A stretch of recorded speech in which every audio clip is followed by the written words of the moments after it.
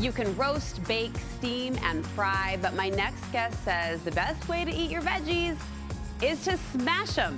Our veggie girlfriend, Lisa Danielson, joining me in the kitchen to share how to make smashed veggies. Can we call this a little veggie smash therapy or what? Yeah, I mean, you could even Hulk smash them with your fist if you wanted. Broccoli's green. That's right. If the shoe fits.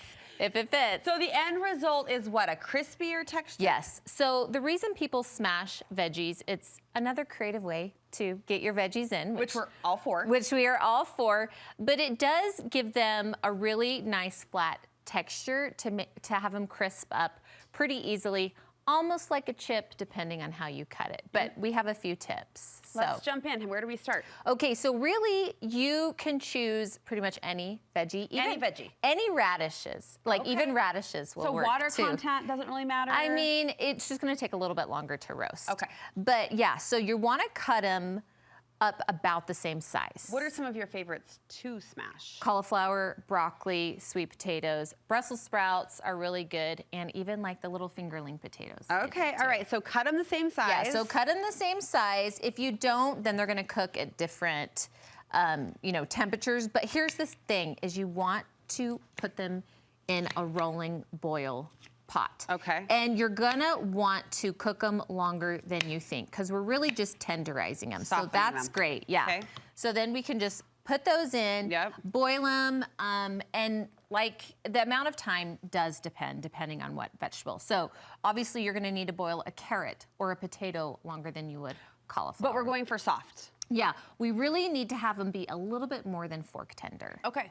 But if they're falling apart, then it's over. You've gone too far. Game over. Start back at the finish line. It's over for you, We've got a boiling time kind of timetable for you, so you can estimate based on the veggie, like Lisa described, how long they'll be in that rolling boil of pot of water. Then the fun part happens. Then we smash. Do you feel like you want to smash? I feel like smashing. Okay. Yeah. So you can use a couple different tools. I like the fork with some, and I like the bottom of the glass with some. Okay. So do we do this hot?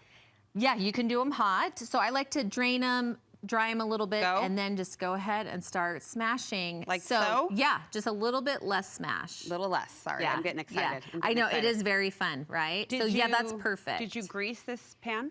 Yes, you can grease it, but we're also gonna put oil on it in a minute. Top. Yeah. You're gonna roast them, so you're gonna want to. So you really could take, if you wanted to use the glass method, just do them kind of like that. I really was overdoing it. The flatter they are, the crispier they are, except for this, when it comes out, will maybe fall apart. It'll be too brittle. Yeah. But you're going for, you want it to stay together, stay contained. Sure, sure. Okay. And then we're gonna season them. Now, I like to grab a towel. healthify Keep talking. things, right?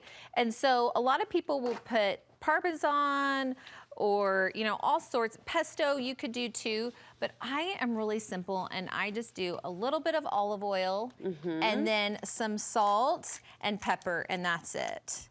But you could, like you said, you could have fun with the flavors, the seasonings. Yes, I mean, you could do like an herbed butter.